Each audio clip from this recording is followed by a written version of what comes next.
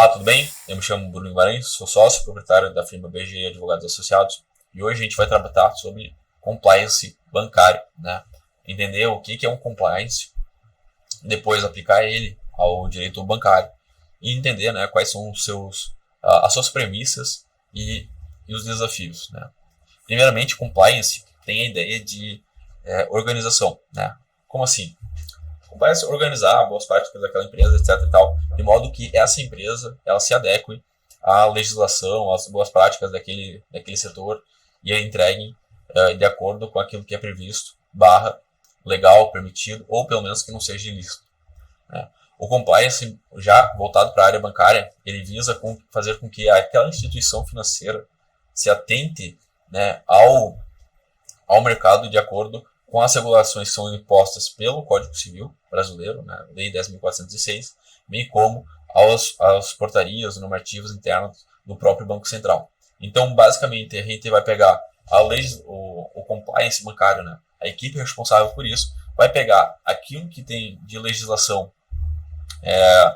vamos dizer assim, legislação legal e normativas, né, que não tem tanta força de lei, e vão aplicar para dentro daquela cultura organizacional. Ou seja, eles vão incutir o direito dentro da organização para que a organização, de dentro para fora, já saia redondo, já saia legal, para impedir, né, eventuais irregularidades, abusividades e assim por diante. Algumas das finalidades do compliance, ele visa o quê?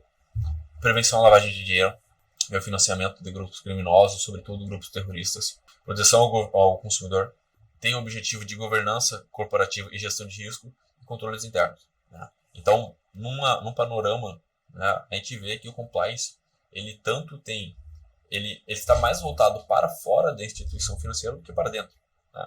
Veja, o compliance é uma medida, vamos dizer assim, de cuidado, e há quem diga que de carinho, da instituição financeira para com a sociedade. Haja vista que as medidas de compliance tomadas, elas visam impedir que aquela instituição financeira esteja sujeita, né, à corrupção, que no nosso país está em elevadíssimo índice, né, de modo a prejudicar toda a cadeia consumidor. Além disso, né, o compliance tem a finalidade de observar, né, fiscalizar a própria questão interna, tomar medidas e cautelas mais rígidas, mais rigorosas, para quê? Impedir que organizações criminosas se utilizem do sistema financeiro nacional para financiar os atos criminosos que são da sua praxe, né, que são da sua alçada.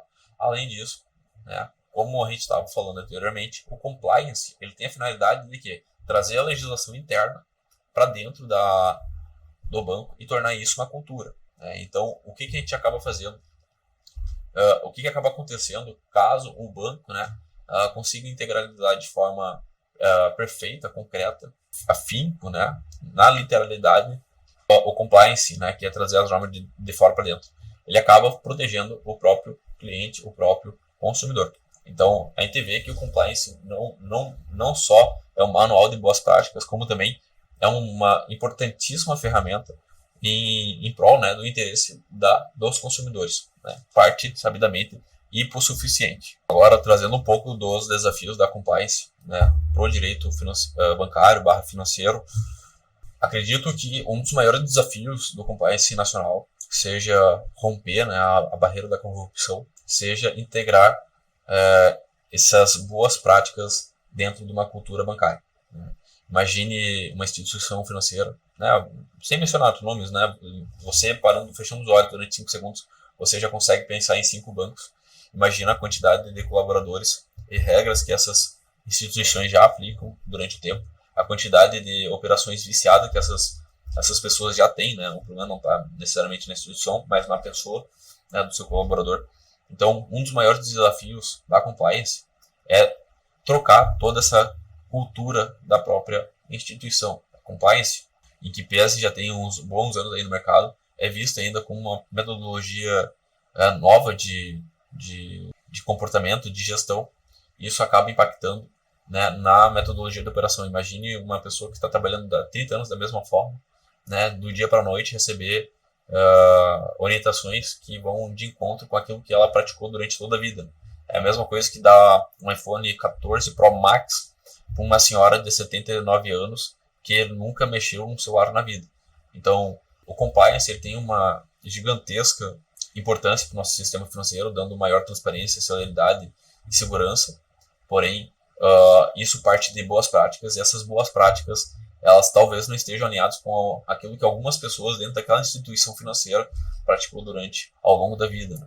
Então, a importância ela é notória, já vista que maior transparência, celeridade, segurança é, sem sombra de dúvidas, aquilo que a gente mais quer para o consumidor final da relação bancária.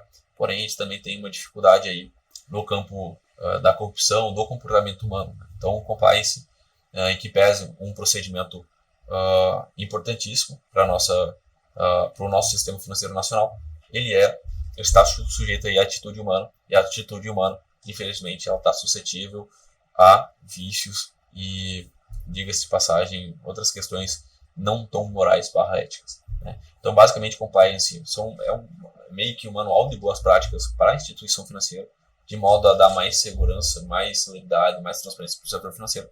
Porém, a gente está longe aí de chegar naquilo que seria o ideal para todo o sistema financeiro.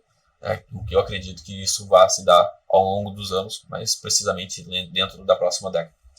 Então, esse foi o episódio de hoje, né? Um pouco mais chato, um pouco mais diga-se, passagem burocrática, haja vista que compliance não é no interesse de todo mundo. Tá? Mas quando bem usada, ela serve, obviamente, em prol não só do banco, como também dos consumidores e de toda a cadeia bancária nacional. Por hoje é só, fiquem com Deus e até a próxima.